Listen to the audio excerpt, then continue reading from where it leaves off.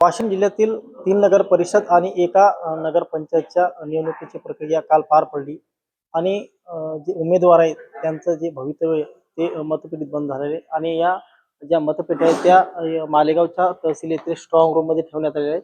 या ठिकाणी पाहिलं तर पोलिसांचा या ठिकाणी चोख बंदोबस्त लावण्यात आलेला आहे. यामध्ये काही पोलीस अधिकारी असतील, काही कर्मचारी असतील, CRPF जवान असतील, हे देखील या मतपेट्याच्या स्ट्रॉंग रूम मध्ये कडक पहारा देताना चित्र या ठिकाणी पाहायला मिळतंय.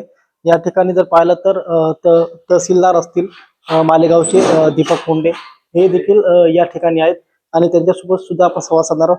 सर, काय आज मतपेट्याच्या स्ट्रॉंग रूम ठेवण्यात आले, काय सांगाल?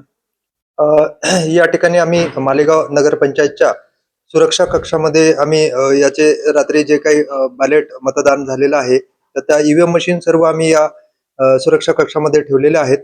यामध्ये आम्ही या ठिकाणी पोलीस विभागाचा जो बंदोबस्त आहे तो सुद्धा ठेवण्यात आलेला आहे. सोबतच आमचे जे सिव्हिल अधिकारी आहेत त्यांच्या सुद्धा आम्ही या ठिकाणी ड्युटी लावलेल्या आहेत आणि 21 तारखेला सकाळी 10 वाजता जी मतमोजणी होणार आहे तोपर्यंत हे सर्व बंदोबस्त आणि ड्युटीज ह्या कंटिन्यू राहणार आहेत आणि सुरक्षेच्या दृष्टीने सर्व ज्या उपाययोजना आहेत त्या आम्ही आयोगाच्या निर्देशानुसार लावलेल्या आहेत.